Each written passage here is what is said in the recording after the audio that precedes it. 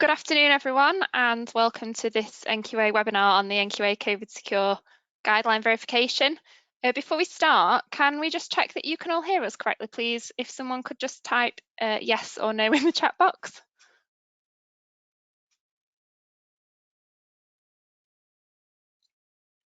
And likewise, just double check that everybody can hear me too. Good afternoon, everybody.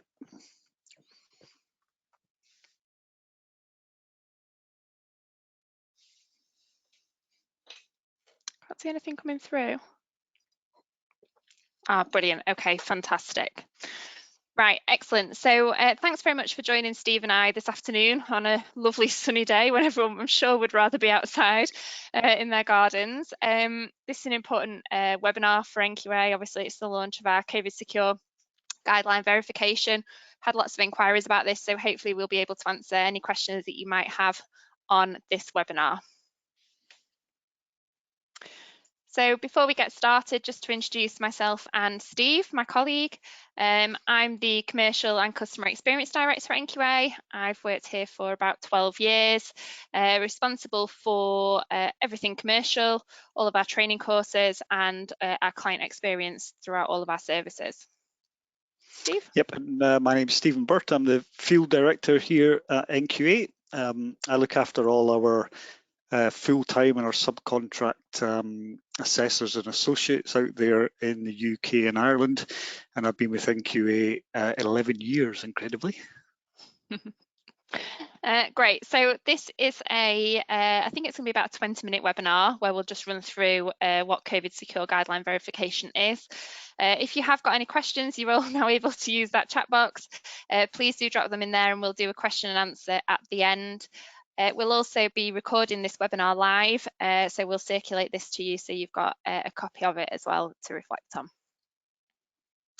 So during this webinar, what we're going to cover is who NQA are and give you a bit of background into what we do.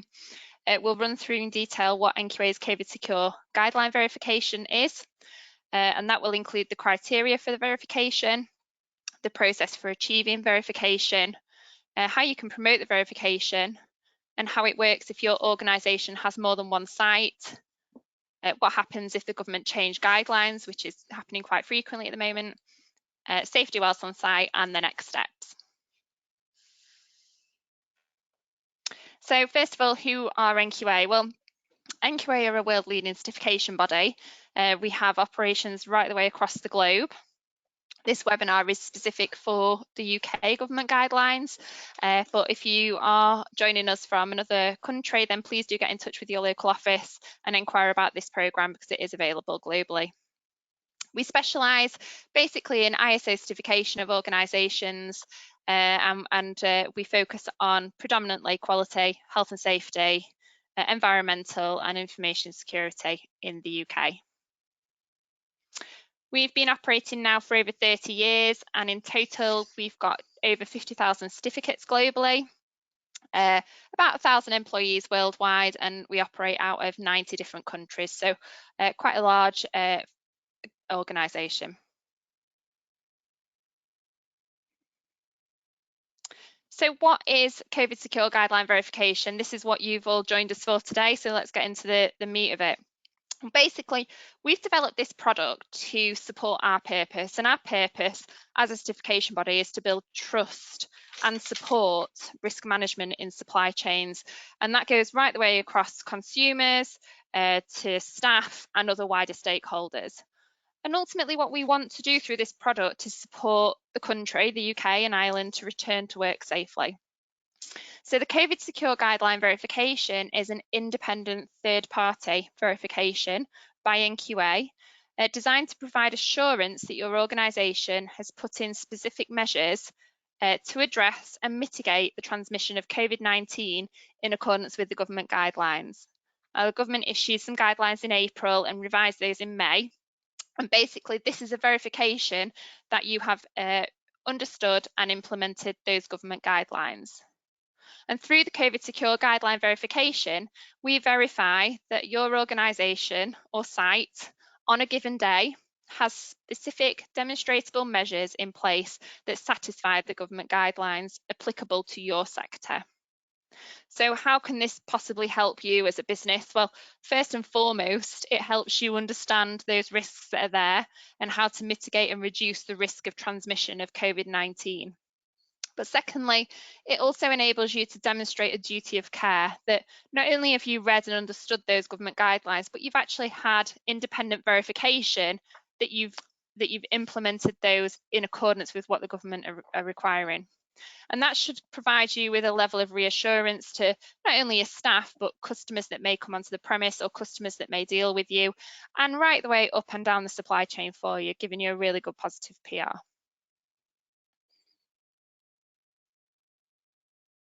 So Steve's going to go through the criteria for the verification in a bit of detail. Yeah, so the criteria for verification are very clear. These are established and laid out in the government guidelines themselves. So the UK government in the first instance, and we'll extend this into, for example, the Irish government guidelines and the Spanish government guidelines and so on, but they're established on a sector-specific basis. So the guidelines themselves are publicly available. There's a link to the documents themselves there. And they're really split into two main sections in the UK. We've used these two main sections to provide the criteria for our own NQA COVID Secure Guideline Verification product. The first element to the guidelines is really a broad requirement for risk assessment. So risk assessment related to the transmission of COVID-19. So essentially the identification of the hazard, the assessment of the risk, and the derivation of the controls themselves as well. So that's a kind of underlying broad theme to the guidelines. The second element to the criteria is the demonstrable implementation of government guidance requirements for specific sectors and activities. So there are generic criteria which we deem to be applicable really to all organisations, and it's just coincidental that both sets of criteria have 8 bullet points. Makes it nice and neat. But the 8 generic criteria, you can see them in the bottom left hand of the screen there. Thinking about risk really covers risk assessment and sharing risk assessment. Who should go to work covers isolation and shielding. Social distancing at work is a term we're all very familiar with these days, but covers the arrangements around social distancing. Managing customers, visitors and contractors is about managing people coming to the workplace other than your employees. Cleaning the workplace and also hygiene related to workplace cleaning, PPE and face coverings, managing your workforce and inbound and outbound goods. So there's criteria established against each of those individual bullet points, and each has a specific objective in the government guidelines and specific steps which companies can follow to achieve each of the guideline criteria against each of those headings. The government guidelines in the UK then split sectors down into 8 different sectors. So they're listed in the bottom right hand side of the slide there. It's fair to say that more than one of these criteria are likely to be applicable to certain firms. So, for example, most companies will operate number 4, an office. Most companies will also operate number 8, vehicles, and as an example, they may also have, you know, in-house restaurants offering takeaway or delivery, number 6. So the criteria are laid out on a sector by sector basis. So our product involves applying the generic criteria to all organisations and then applying one or more of the sector-specific criteria to organisations dependent on their activities. Okay. Great. So the process then for achieving verification with NQA is firstly to understand the government guidelines that are applicable to your organisation, have a thorough read of them and really understand what you need to implement. I'm sure everyone has viewed some of them, if not all of them. To apply for the COVID Secure Guideline verification with NQA, we require you to fill in a quote request form. And the reason for that is basically we need to understand the size and scale of your organisation on a per site basis. We need to understand the scope of the assessment, so which government guidelines you believe are applicable to your organisation and are implementing risk assessment and controls against. We then need to understand your current operational capacity, so whether you're at full capacity or whether you're at reduced capacity given the nature of the environment at the moment. And then there are some questions on there as well that are specific to the risks on site that are related to COVID-19, and they are specific to the government guidelines. So they talk about the ability to socially distance, the sharing of equipment, and things like that. So we do require you to fill in a quote request form that gives us that information. Once we've received that quote request form, we'll provide you with a quote letter, which will detail how long your verification will take. So your verification, as you'll see at the top here, consists of a pre-verification, which is completed remotely, and a verification on site. So the quote letter will detail both of these and the breakdown of the duration for both of those. What we'll do then is we'll allocate an assessor to you once you've accepted that quote. Your assessor will be a 45001 lead auditor. They'll also be trained and evaluated on the government guidelines and deemed competent by NQA on that. And will also have been risk assessed for attendance on site as well, and applicability for attendance on site. Once we've allocated you an assessor, we'll agree and schedule your verification audit, and that will be both your pre-verification and your verification on site.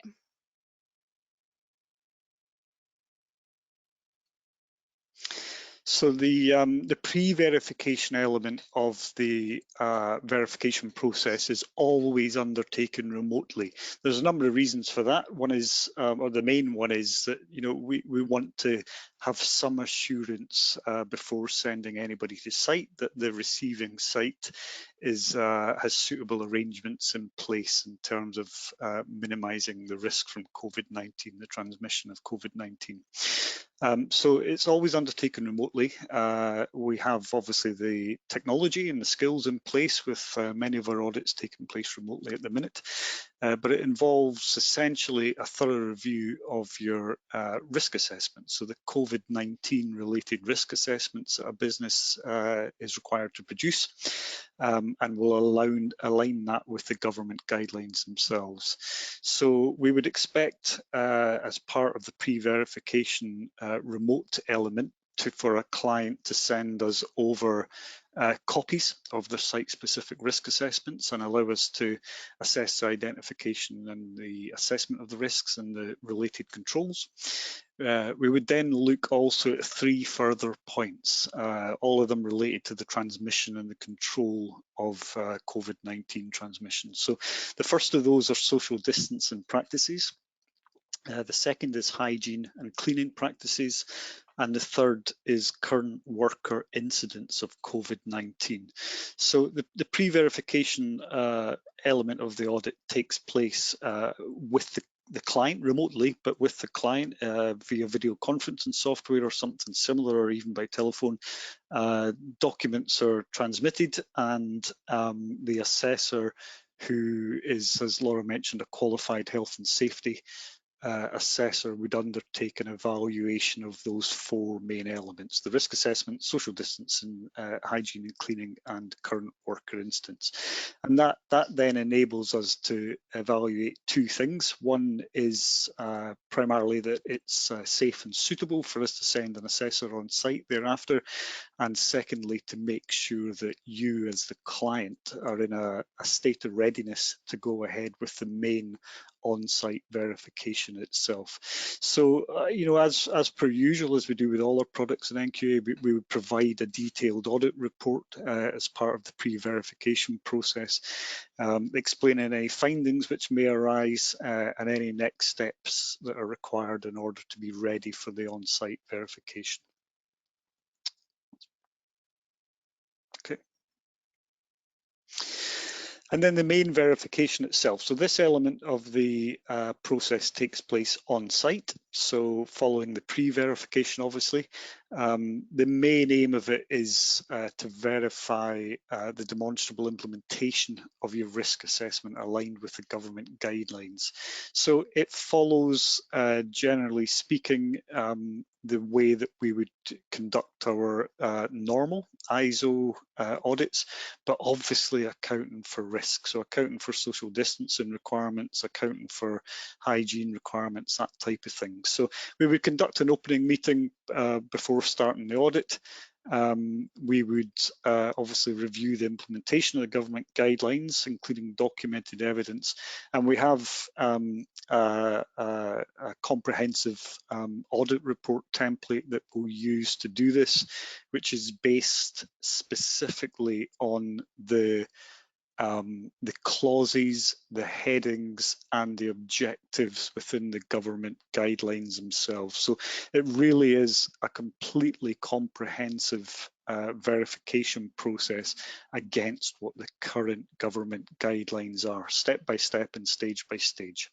In order to do that, we'll need to undertake a site walk to evidence implementation of the risk assessment controls. So that'll obviously be done in keeping with the requirements of your own, the client's risk assessment, and also in keeping with the requirements of NQA's own risk assessments as well.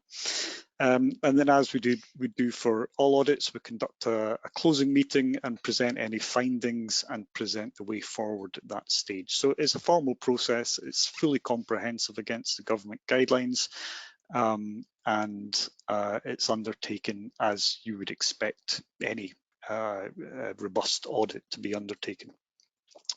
The assessor at that stage, if applicable, can raise any findings. These we've categorised as major, minor, and opportunities for improvement. If a major finding did arise, so for example, the government guidelines are set out by clause and by section. So the process we're following is very similar to what we would do with our everyday ISO audits. So if, for example, the client had missed an entire element of the government guidance, it may result in a major finding.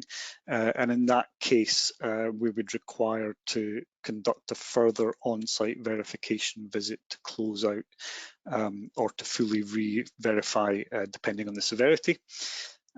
Minor findings we would classify as, for example, if you had missed or the client had missed, one or two clauses within a larger section of the guidelines, for example.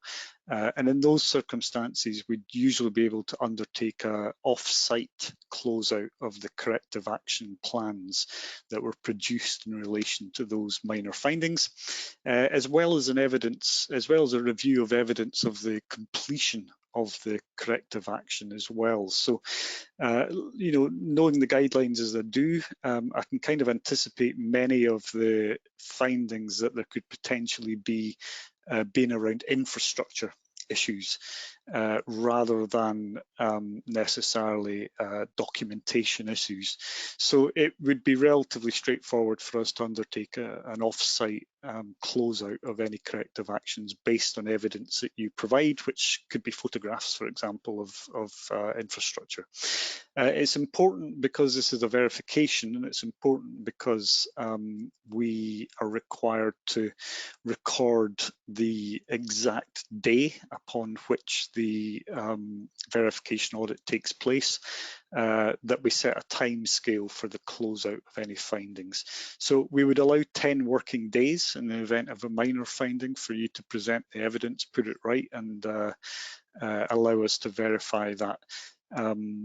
And all being well after that, we would be able to provide you with the statement of verification and allow you to use the guideline verification logo, which you can see there. Opportunities for improvement. Our team are highly competent, highly capable, highly experienced health and safety professionals.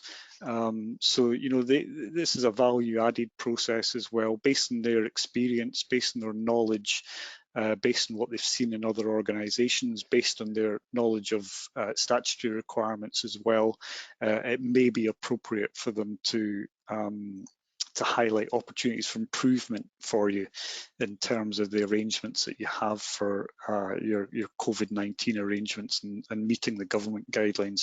So our assessors are always attempt to add value wherever they think it's appropriate to do so. So we have a category of finding an opportunity for improvement in the reports as well. And then the final on-site stage in the verification process is a detailed audit report, again explaining the findings and the next steps in order to achieve the statement of verification itself. So the statement of verification then is the final stage in the process. So upon, as Steve said, upon completion of successful pre-verification and an on-site verification of compliance with the government guidelines, we will issue you with a statement of verification. That will be specific to the guidelines that we've verified you against, so of those 8 government guidelines. And we'll also provide you with the COVID Secure Guideline verification logo. Now, both the statement of verification and the logo will be issued on a per site basis, and that's because we need to look and verify on a per site basis. So it will only be able to be used with and used at the site that has been verified by NQA and the activities that are associated with that site. So you'll be able to display it, this logo on that site to show that you are COVID secure and that you have been verified on a particular date. That's particularly important that you have to display the date beneath it because that will be linked to the volume of the guidance that you've been verified against. So on what date we verified you against and which iteration of the guidance you were verified against. And we've got a logo guidance document that will provide you with associated with this logo on how to use it. It is important to note, however, that if you take up the NQA COVID Secure Guideline verification, it doesn't provide a guarantee that the verification criteria will continue to be met by the client on an ongoing basis. And it provides no guarantee that the risks associated with the transmission of COVID-19 have been mitigated. That is up to you, the client, the organisation, the specific site, to ensure that you are continuing to meet the guideline verifications and mitigating the risk of COVID-19 as much as possible. What this does do, though, what the logo and the statement of verification does do, is provide clients and stakeholders with reassurance that you have implemented and have had externally verified that you've implemented the right things in accordance with the government guidelines. So just to kind of reiterate the point from a multiple site perspective, because we have had quite a few questions about this, this is a site-specific verification. So the verification time that we are providing is specific to an individual location. We do, however, recognise that multiple sites do exist and you may be conducting identical activities at multiple sites, and therefore your common risk assessment may be cascaded out to multiple locations with then minor variations that are specific to the site. So our pre-verification that we do will account for this, and we will appropriately reduce that based on the common risk assessments and controls that you have in place. But that is specific to locations that do very, very similar activities. Obviously, if you're doing different activities at different sites, then your risk assessment will vary dramatically per site.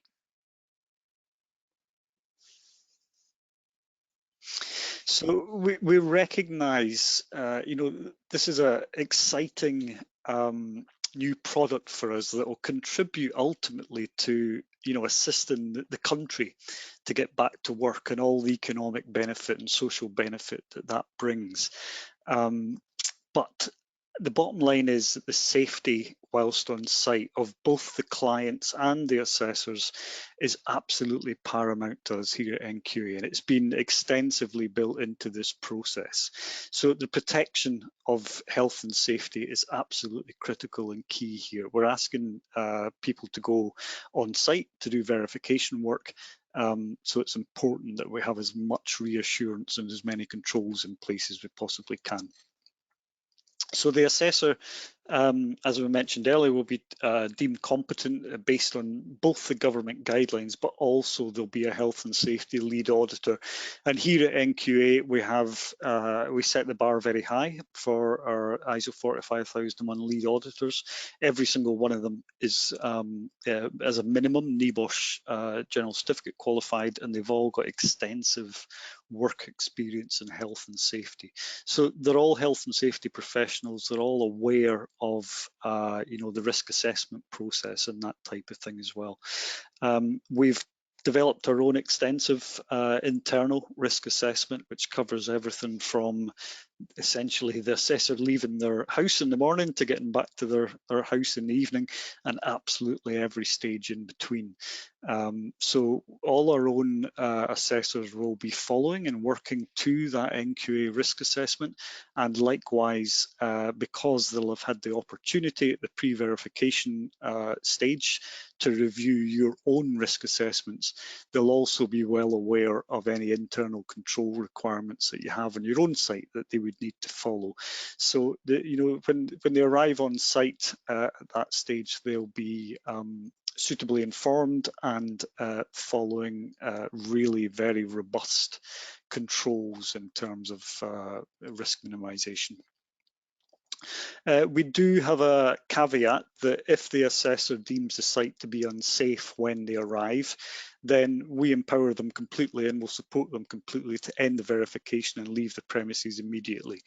To keep that in context, the pre-verification stage is an information gathering exercise to ensure that you as the client are ready for the on-site element. So it would be a major surprise if the assessor got to the site and did deem it to be unsafe. So we've tried to build into the process as far as possible the prevention of that, or the avoidance of that happening. But we do empower our assessors. It's so important that they feel happy to proceed and that the premises are safe. We also make sure that the assessors that are undertaking this work have been assessed from their own personal health point of view. So any assessors that we use to do this work will be what we're deeming to be low risk against the current government guidelines about clinically vulnerable and clinically extremely vulnerable people. In terms of the assessor health, we have robust controls in place for that as well. So as I mentioned earlier, the pre-verification process, it's intended to avoid the potential situation that the main verification audit can't go ahead on site, by making sure that the client has suitable social distancing practices in place, suitable hygiene and cleaning practices in place, and any incidents of COVID-19 have been dealt with effectively on the site. And if any of those elements aren't found to be in place in the site, then the auditor can deem it inappropriate to continue. But the pre-verification process should ensure that that isn't the case.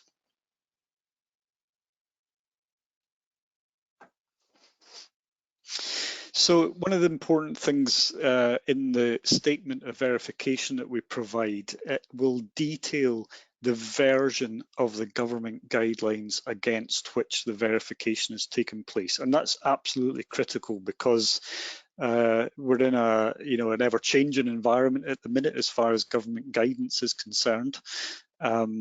The government produced the guidance, I think, in the first instance in March, and then they updated it again on the 20th of April, and then they updated it again on the 11th of May.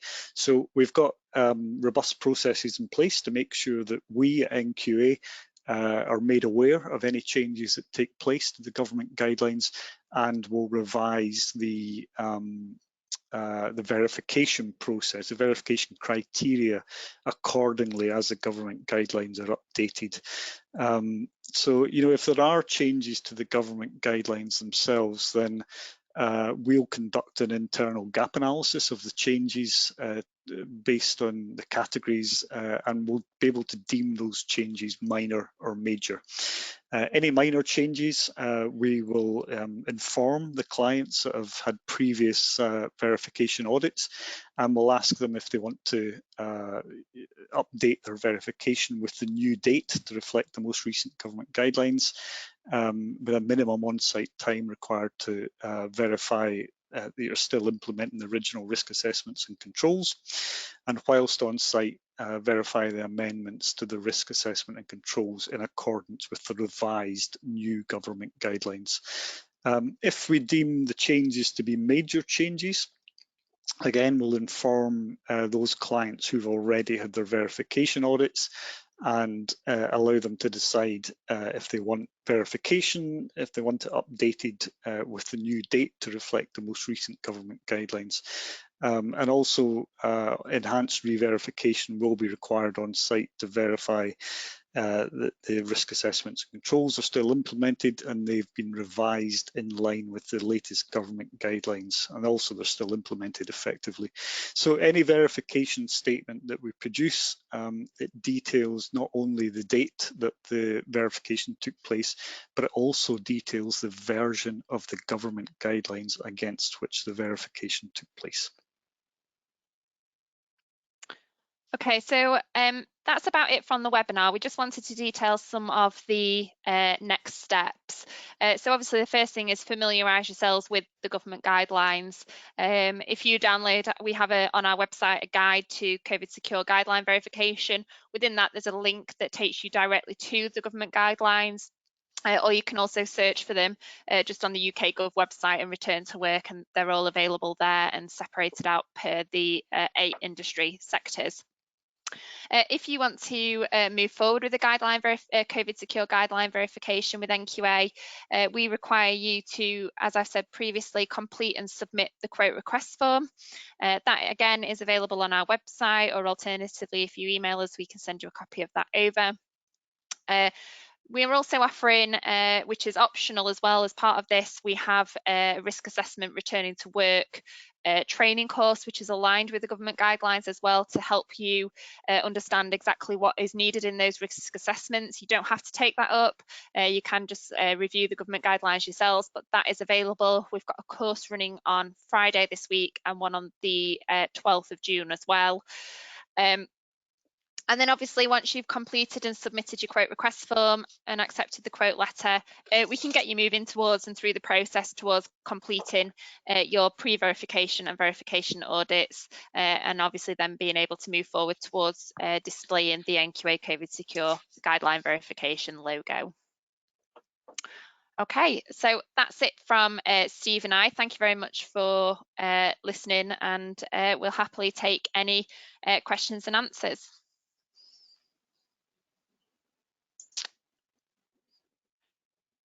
So Steve, the first question is, how do we address when sectors are not listed, for example, museums? Yeah, there are 1 or 2 sectors there that aren't listed. Hotels is the other one that I could think of as well. Museums generally, and public sector organisations too. So schools, for example, is another one. It's a gap in the government guidelines, that's for sure. We would have to consider it on a case-by-case basis, I think, as they came in. But at the end of the day, we wouldn't be able to verify an organisation against the government guidelines fully if there are no government guidelines relating to that particular sector. The offices, for example, would be something we could cover. Okay. There's a couple of questions about whether the recording will be available afterwards. Yes, it will. The latest government guidelines, we've shared the link that's on there, but you can get those straight from gov.uk as well. Question based on 2 elements, implementing and validation. What timescales for the stages? Is there indicative costs? For any kind of timescales, we are doing those on a case-by-case basis, obviously based on where you're at with regards to operational facilities and capacity, and also the specific risks that you are addressing and the guidelines that you're addressing. For a specific quote of audit durations and costings for that and timescales, can I ask that you please get in touch through the email sales@nqa.com. We'll get in touch with you and we'll be able to ask you all of the specific questions and provide you with a quote that way.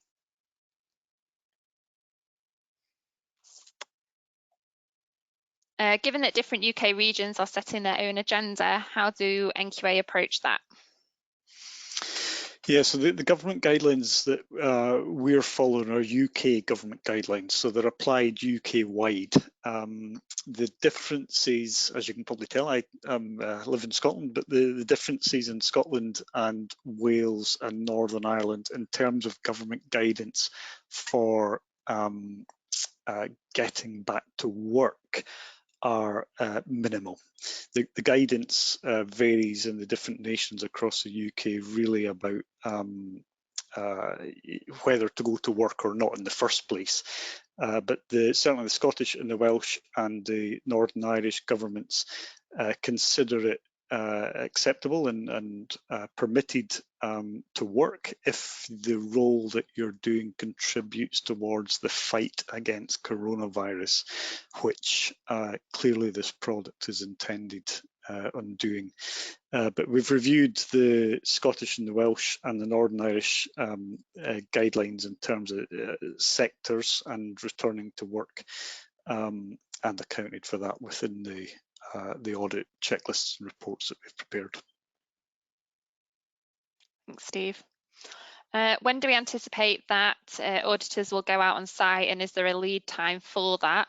To be honest with you, the clients at the moment, obviously we need to complete the pre-verification first, but we anticipate that we have no issues with getting an auditor out to your location on the basis that we have a satisfactory pre-verification completed and that it is obviously safe to do so. So if you are looking to move forward with that, please do submit a quote request form. We can get a quote letter out to you today on that. Another element to that is that the assessing team that we have in NQA is it's very well spread out throughout the whole of the country. So we would certainly aim to provide you with as local an assessor as we possibly could, just to minimise travel, overnight stays, for example, as well. Thank you. There's a question about whether there's any similar verification products out there on the market. We've seen a few in Europe. I think there's quite a few areas that different organisations are looking at, but the NQA COVID Secure guideline verification, we do believe, is one of the first to the market in the UK from a certification body perspective. If the verification needs to be updated, will this incur additional costs? Good question. Obviously, if there's a site element involved to that and they are major, there will be a cost associated with that, yeah. One of the control measures is to keep fire doors in corridors open to reduce touch by employees. This is a breach of the regulatory reform fire safety order. What are your thoughts on this, Steve? The government guidance is quite clear. Actually, it says that you can prop doors open, but not fire doors. Okay, thank you. If a business straddles two or more sectors, for example, an office or a factory, would NQA verify against both or one only? Good question again. We will verify against the sectors that you deem are applicable to your organisation that we verify. Therefore, you can, and quite commonly, will straddle two or more sectors, we believe, as well. What would be the reporting process if NQA raised a major? Would there be an obligation to report to the HSE, Steve? No, because not all of the government, we certainly wouldn't have an obligation to report to the HSE, but not all of the government guidelines relate to statutory arrangements. Many of them relate to things like other infrastructure and organizational type arrangements. So, if there was a major non-conformity, we'd provide you with some assistance and possibly advice and helping to close it out. But, it'd be for you to call whether it was something that was non-compliant or not. Okay, great. We've got one last question, unless there's any more coming in. Keep typing away if you are. Will the regional agendas be reflected in major or minor changes? Yes, we're monitoring them all. So, depending on what the level of update in any of the government guidelines, the UK-wide ones or the specific nation ones within the UK, we would reflect those in the updates. But, if you're an English-based organisation who was verified against the UK guidelines and Scotland changed something, that wouldn't have any impact on you, on your statement of verification. Is this aimed at a main client or subcontractor organisations? It would be applicable to any organisation that would be looking to deem themselves as COVID secure and compliant with the government guidelines. So whether you're a main client or a subcontractor, I'm presuming this is relevant in the construction industry, you would deem yourselves or a site location compliant through the verification. Yeah, one of the sets of guidelines is specific to the construction industry, actually. Yeah. There's a question about if there was a legal stance on this and it was brought to court, would NQA be involved? With regards to that question, I'd refer you through to our regulations, which detail all of that in quite a lot of detail. So please do look at those. They're available on our website as well. Any other questions?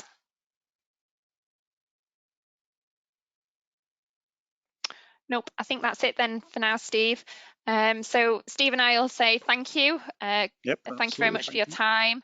You'll see on the screen there, there's our website link on there and also an email address. If you do have any questions, please do fire them over. Steve and I will both be monitoring them. Thanks for some really great questions there as well. They'll help us for future webinars. And yeah, do get in touch if you're interested. Enjoy the rest of your week. Thanks, guys. Thanks very much. Bye-bye. Bye-bye.